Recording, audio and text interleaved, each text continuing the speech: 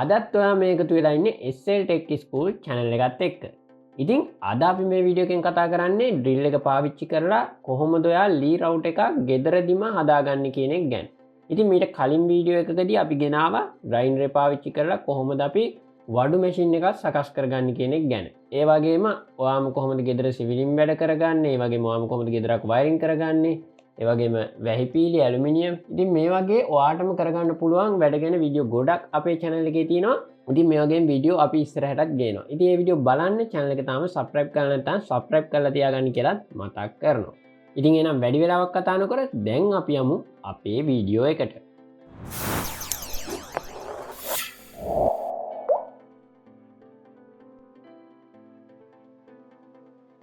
ඉතින් මේකදී අපිට ප්‍රධාන වශයෙන් අවශ්‍ය වෙනවා මෙන්න මේ වගේ ඇන දෙකක් අඟල් 8ක් උසයි. ඒ වගේම නට් අපිට 1ට 4 ගානේ නට් 8ක් අවශ්‍ය වෙනවා. ඒ වගේම වොෂර් රේ සඳහා අවශ්‍ය වෙනවා.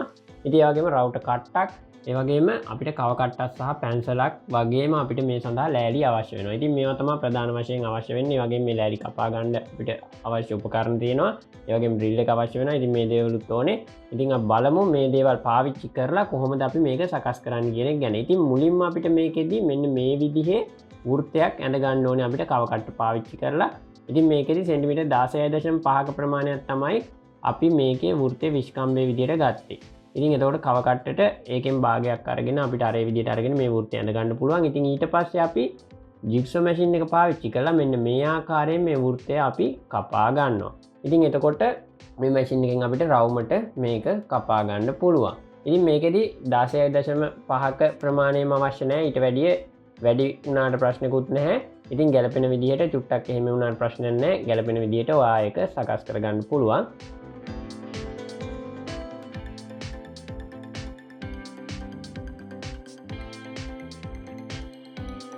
ඉතින් ඊට පස්සේ මේ කේන්ද්‍රය හරහා යන විදිහට මෙන්න මේ විදිහට ඉරක් ගහ ගන්න ඕනේ. කියන්නේ මැද සෙන්ටර් එක හරහා යන විදිහට ඉරක් ගහ ගන්න ඕනේ. ඉතින් ඒක ගහගෙන ඉවර වෙලා අපි මෙන්න මේ විදිහට අපේ ඩ්‍රිල් එකට ගැලපෙන විදිහට අපි මේක අරය සෙන්ටිමීටර් 2ක් වෙන විදිහට අරගෙන මෙන්න මේ විදිහට කව කට්ටෙන් වෘත්තයක් ඇඳ ගන්නවා. ඉතින් මේක හරියට මේකේ සෙන්ටර් එකේ ඉඳන් අපි ඇඳ ගන්නේ. ඊට පස්සේ අපි මෙන්න මේ විදිහට ඩ්‍රිල් එකෙන් අපි මේක විදගෙන ඒ සිදුරට අපි ජිග්සෝ එකේ කට්ට දාගෙන ඉවර වෙලා මෙන්න මේ විදිහට ඒක අපි කපා ඉවත් කර ගන්නවා. ඉතින් මේ මැද ඇඳපු රවුම මෙන්න මේ විදිහට අපි කපලා මේකෙන් ඉවත් කර ගන්නවා. එතකොට මෙන්න මේ විදිහේ රවුමක් තමයි අපිට සකස් කරගන්න හැකි වෙන්නේ. ඉතින් ඊට පස්සේ මේකේ කෙලවරවල් දෙකේ අර මැද්ද ගහපු ඉරෙන් මෙන්න මේ විදිහට කෙලවරවල් දෙකෙන් අපි ඩ්‍රිල් කරලා මෙන්න මේ විදිහට සිදුරු දෙකක් විද ගන්න ඕනේ. ඒක කෙලවරට වෙන්නේ නැතුව අපි ටිකක් මෙහාට වෙන්න අපි මෙන්න මේ වගේ ආකාරයෙන් තමයි අපි ඒක විද ගන්න. දෙපැත්ත මැනලා ඒක විද ගන්න ඕනේ. ඊට පස්සේ අපි මේ කට්ටය ටිකක් ලොකු ප්‍රමාණයක කට්ටක් දාලා ඉවර වෙලා අපි මේකේ එක පැත්තක් මෙන්න මේ විදිහට මේ සිදුර ලොකු කරගන්න ඕනේ. අපි මේකෙදි එක පැත්තක විතරයි ඒක කරන්නේ. ඉතින් මේ විදිහට සිදුරු දෙකම අපි මේ විදිහට විශාල කරගන්නවා. ඉතින් මේවට හේතුව ආට ඉස්සරහට යනකොට පැහැදිලි වෙනවා. ඉතින් මේ විදිහට අපි මේ එක පැත්තක විතරක් සිදුරු විශාල කරගෙන අපි මේක මැදගෙන මෙන්න මේ විදිහට සකස් කරගන්නවා. ඉතින් ඊට පස්සේ ඔයාලට පේනවා ඇති මේ සිදුර විශාල කරපු පැත්තෙන් මේ විදිහට ඇනේ දානවා. ඇනේ දාලා ඉවරලා අනිත් පැත්තෙන් අපි මේ විදිහට වොෂර් එකක් දාලා මෙන්න මේ විදිහට නට් එක දාලා මේක සකස් කරගන්නේ. ඉතින් එතකොට අපි මේක මෙන්න මේ විදිහට හිර කරනකොට අපි අර එක පැත්තක් ලොකු කට්ටක් දාලා අපි ලොක් කරපු හින්දා මේ නට් එක ඇතුළට බහිනවා. මෙන්න මේ විදිහට අපි හිර කරනකොට අතන අපි කට ලොකු කරලා නිසා මෙන්න මේ ආකාරයෙන් බහිනවා. එතකොට මේක යට මෙන්න මේ විදිහට බිම ගෑවෙන්නේ නැති විදිහට, ඒ කියන්නේ මෙලිය මට්ටමටම අපිට මේක සකස් කරගන්න පුළුවන්. මෙන්න මේ විදිහට ඇනේ එළියට හිටින්නේ නැති විදිහට සකස් කර ගැනීමේ හැකියාව තියෙනවා. ඉතින් ඒකට තමයි අපි අර විදිහට එක පැත්තක් ලොකු කරලා අපි විදගෙන සකස් කරගත්තේ. ඉතින් මේකේ කොටස් එකින් එක ඉස්සරහට යනකොට ඔයාලට හොඳට පැහැදිලි අවබෝධයක් ගන්න පුළුවන්. ඉතින් ඒක නිසා වීඩියෝ එක අවසාන වෙනකන් බලන්න කියලා මතක් කරනවා. ඉතින් ඊට පස්සේ මෙන්න මේ විදිහට තමයි අපි ඇන දෙක දාගත්තාම මේ කොටස සකස් කරගන්නේ. ඉතින් ඊට පස්සේ අපි මෙන්න මේ විදිහේ කොටසක් සකස් කරගන්න ඕනේ. එතකොට මේක අඟල් 3ක ප්‍රමාණය තමයි අපි අරගෙන තියෙන්නේ. ඊට පස්සේ මේකේ අපි කලින් අර ලොකු වෘත්තේ ගත්ත අරය අරගෙන ඉවර වෙලා අපි මේකෙදි චාපයක් ගහ ගන්න ඕනේ මෙන්න මේ ආකාරයෙන්. එතකොට මෙන්න මේ ඔයාලට පෙන්වන විදිහට මේ අඟල් 3 හරි මැද, ඒ කියන්නේ අඟල් 1.5න් ඉරක් ගහගෙන මෙන්න මේ විදිහට ඒ ඉරේ ඉඳන් මේ විදිහේ චාපයක් ගහ ගන්නවා. ඒ වගේම අනිත් පැත්තෙත් ගහ ගන්නවා. ඉතින් මේක අර අපි කලින්ම ගත්ත වෘත්තයට වැඩිය පොඩි වෙනසක් ආවට ප්‍රශ්නයක් නැහැ. ඒකට ගැලපෙන විදිහට තමයි සකස් කරගන්නේ. ඊට පස්සේ අපි මේක මැද්දේ රවුමක් ඇඳ ගන්න ඕනේ. ඒකට අපි ගන්නෙ මෙන්න මේ විදිහට මේ ඩ්‍රිල් එකේ මෙන්න මේ රවුමේ තියෙන ප්‍රමාණය. ඉතින් මේ ප්‍රමාණය තමයි රවුමක් අපි ඇඳ ගන්න ඕනේ. එතකොට මේ විදිහට නූලක් පාවිච්චි කරලා මේ දිග මැනගෙන අපිට මෙන්න මේ විදිහට මේ ප්‍රමාණය අපිට මුළු මට්ටමේ තියාගෙන මේකේ වටේ රවුමේ ප්‍රමාණය කොච්චරක්ද කියන එක අපිට මැන ගන්න පුළුවන්. මේකෙදි නම් මිලිමීටර් 115ක ප්‍රමාණයක් තමයි තියෙන්නේ මේ ඩ්‍රිල් එක වටේ මේ රවුමේ ප්‍රමාණය. එතකොට අපිට මේ 115 අපිට මෙන්න මේ විදිහට සුළු කරලා අපිට මේ කවකට්ට සඳහා අරය ලබා ගන්න පුළුවන්. 115 සමානයි 2πr කියන එකෙන් 115 පැත්තට මේ 25 කියන එක ගෙනහිල්ලා r තනි කරගන්න පුළුවන්. ඒ කියන්නේ අපේ කවකට්ටට ගන්න අරය. එතකොට 5 කියන්නේ 22 බෙදීම 7. ඉතින් මේක සුළු කරාම අපිට 18.3 මිලිමීටර් කියලා එනවා අගේ. එතකොට අපිට මෙන්න මේ කියන අගේ කවකටට ගත්තහම පස්සේ මේ ඩ්‍රිල් එකේ රවුමේ ප්‍රමාණයට අපිට මේ මැද්දේ රවුම සකස් කරගන්න පුළුවන්. මේවා ඉදිරියට වාට ගන්න හේතු පැහැදිලි වෙනවා. එතකොට අපි මිලිමීටර් 18ක ප්‍රමාණය ගන්නවා. ඉතින් 18.3වට 18 ගත්ත අපි මොකද මේ කැපිලා එනකොට අපිට මේක නියමිත ප්‍රමාණයට සකස් කරගන්න පුළුවන්. ඉතින් ඒ විදිහට මැද රවුම අපි ඇඳ ගන්නවා. ඊට පස්සේ අපිට මේ කොටස් ටික කපලා ඉවත් කරගන්න තියෙන්නේ. ඉතින් මේ ඇඳගත්ත හැඩේ දිගේම අපි ජිග්සෝ මැෂින් එක ආධාරයෙන් අපි මෙන්න මේ විදිහට කපා ඉවත් කර ගන්නවා.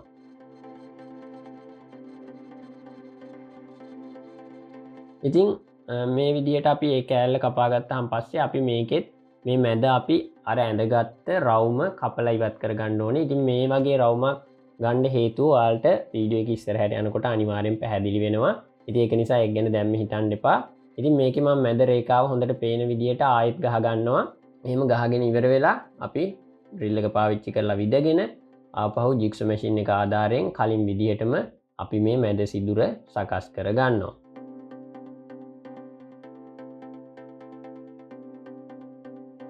ඉතින් ඔයාලට දැන් පේනවා ඇති මැද සිදුර කපාගෙන මේ විදිහට අපි සකස් කරගත්තා. දැන් ඔයාලට පේනවා ඇති මේක මෙන්න මේ විදිහට මේ ඩ්‍රිල් එකට බහින විදිහට හරිම ආකාරයෙන් සකස් කරගන්න පුළුවන්. ඉතින් මේක මේ අවස්ථාවේදී නම් පොඩ්ඩක් හිරගතියක් තියෙනවා. ඉතින් ඒකත් මේ විදිහට අපි මැදලා කරලා ගන්නකොට ඒක නියමිත ප්‍රමාණයට එනවා. ටිකක් හිරට තියෙන එක හොඳයි. ඉතින් ඒ විදිහට සකස් කරගන්න පුළුවන් අපිට.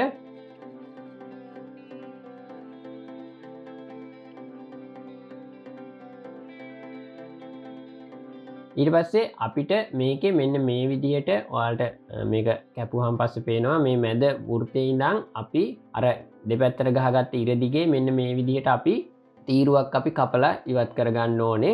මේක අපි ටිකක් දිගට දෙපැත්තට කපා ගන්නවා.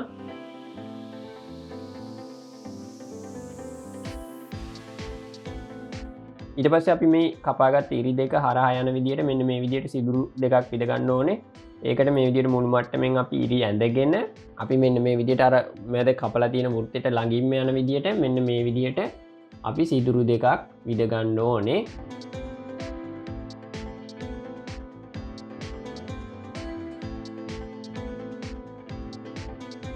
ඉතින් ඔයාලට පේනවා ඇති දැන් ඒ විදිහට අපි සිදුරු දෙකක් විදගෙන තියෙනවා.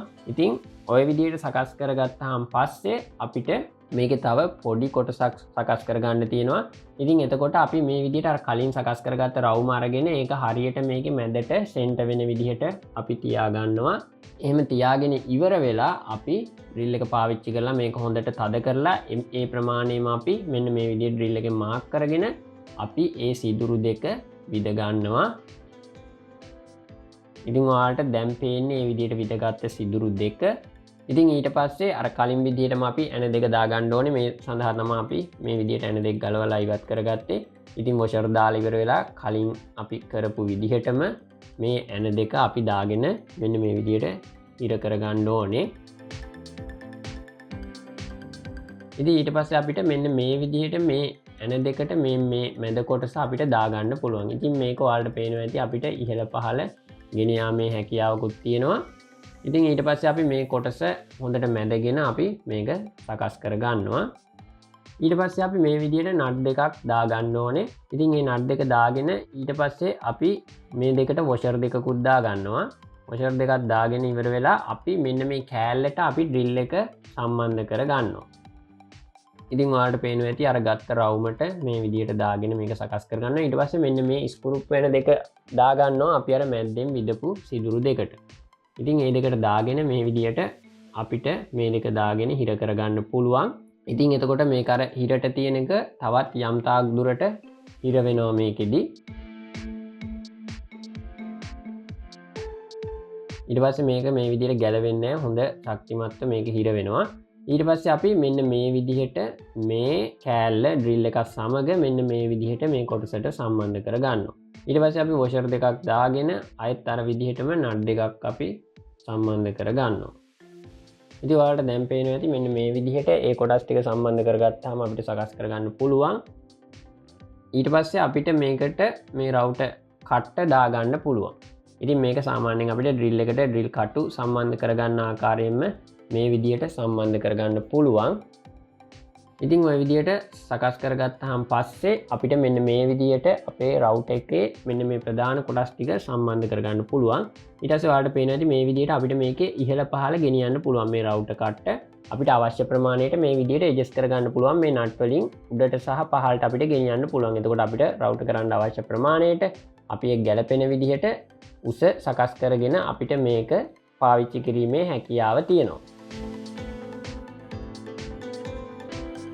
ඉතින් ඔයාලට පේනවා ඇති දැන් මේ විදිහට රවුටර් කට්ට වැඩ කරනවා අපි ඩ්‍රිල් එක ඔන් කරාම පස්සේ. ඉතින් එතකොට රවුටර් එකක් විදිහටම මේක වැඩ කරන්න සකස් කරගන්න පුළුවන්.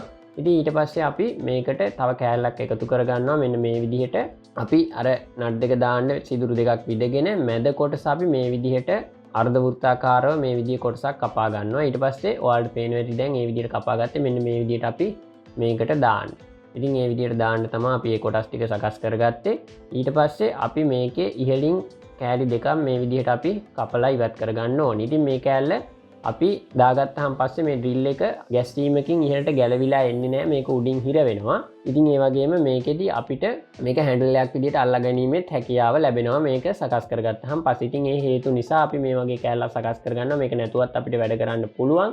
ඉතින් ඒ විදිහට මැදලා ඉවර වෙලා සකස් කරගත්ත මේ කෑල්ල තමයි ඔයාලට දැන් පේන්නේ. ඉතින් ඒක අරගෙන අපි මෙන්න මේ විදිහට අර ඇන දෙකෙන් වැටෙන විදිහට දාගෙන ඉවර වෙලා අපිට උඩින් ඇන දෙකක් දාගෙන මේක හිර කරන්න පුළුවන්. එතකොට මේ ඩ්‍රිල් එක ගැස්සීමකදීවත් උඩට එන්නේ නැහැ, උඩින් හිර වෙලා තියෙන්නේ. ඒ වගේම අපිට ඒක හැන්ඩල් එකක් වගේත් පාවිච්චි කිරීමේ හැකියාවක් තියෙනවා.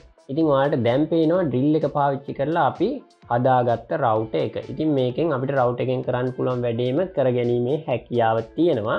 ඉතින් ඔය විදිහට ඔයාටත් ගෙදරදිම රවුටර් එකක් සකස් කර ගැනීමේ හැකියාව තියෙනවා. ඉතින් මේ වගේම වැදගත් වීඩියෝ ගොඩක් අපේ channel එකේ තියෙනවා. අපි කලින් වීඩියෝ එකකදී ග්‍රයින්ඩර් පාවිච්චි කරලා වඩු මැෂින් එකක් සකස් කරගන්න විදිහත් ගෙනත් තියෙනවා. ඉතින් ඒක බලපු නැති කෙනෙක් නම් ඒකත් බලන්න කියලා මතක් කරනවා. ඒ වගේම සිවිලින් වැඩ, වැහි පීලි, ඇලුමිනියම් මේ වගේ වීඩියෝ ගොඩක් අපේ channel එකේ තියෙනවා. ඉතින් මේ වීඩියෝත් බලන්න දිගටම අපිත් එක්ක එකතු වෙලා ඉන්න කියලා මතක් කරනවා. ඒ වගේම Facebook, Instagram වල අපිව follow කරන්න කියලා මතක් කරනවා. ඉතින් අපි බලමු දැන් මේකෙන් කොහොමද වැඩ කරන්න කියලා. අපිට උඩ කෑල්ල නැතුව මෙන්න මේ කොටසෙනුත් අපිට මේක ක්‍රියාත්මක කරලා සකස් කරගන්න පුළුවන්. ඉතින් උඩ කෑල්ල සකස් කරගන්න නැති අයට මේ විදිහට පුළුවන්. නමුත් උඩ කෑල්ල දානවා නම් මේක ගොඩක් හොඳයි. ඉහළට ගැලවිලා යන්නේ උඩිනුත් හිර වෙන්න නිසා. ඒ වගේම හැන්ඩල් එකක් විදිහටත් ඒක පාවිච්චි කිරීමේ හැකියාව තියෙන නිසා. ඉතින් දැන් අපි බලමු මේක රවුටර් කරලා කොහොමද කියලා. අපි ඩ්‍රිල් එක ඔන් කරගෙන ඩ්‍රිල් එකේ ස්විච් එක අපි ඔන් එකේ තියාගන්නවා අර බටන් එක ප්‍රෙස් කරලා. ඊට පස්සේ අපි මෙන්න මේ විදිහට ලී එක මේ රවුටර් එක මේ ආකාරයෙන් ගෙනියනකොට අපිට අවශ්‍ය විදිහට මේක රවුටර් කර ගැනීමේ හැකියාව තියෙනවා. ඉතින් රවුටර් මැෂින් එකකින් විදිහටම අපිට මේකෙදිත් රවුටර් කරගන්න පුළුවන්, කිසිම ප්‍රශ්නයක් නැහැ. ඔයාලට පේනවා ඇති මේ අපි මේ විදිහට එක රවුටර් කට්ටක් පාවිච්චි කරලා රවුටර් කරපු ඒවා. ඉතින් මේ විදිහට ඔයාටත් ගෙදරදී තනියම මේ විදිහේ රවුටර් එකක් සකස් කර ගැනීමේ හැකියාව තියෙනවා. ඉතින් මේ වීඩියෝ එක වටිනවා නම් අනිවාර්යෙන් ඔයාගේ යාළුවෙක්ට බලන්න ෂෙයා කරන්න කියලාත් මතක් කරනවා. ඒ වගේම ඔයාට තේරුම් නැති කොටසක් තියෙනවා නම් එහෙම නැත්නම් ඉස්සරහට ගෙන්න ඕන වීඩියෝ එකක් තියෙනවා නම් පහලින් කමෙන්ට් සෙක්ෂන් එකේ කමෙන්ට් එකක් දාන්න කියලාත් මතක් කරනවා. ඉතින් එහෙනම් අලුත් වීඩියෝ එකකින් හමු වෙමු බලාපොරොත්තු වෙමින් අදට අපි මේ වීඩියෝ එකෙන් සමු ගන්නවා. සුබ දවසක්.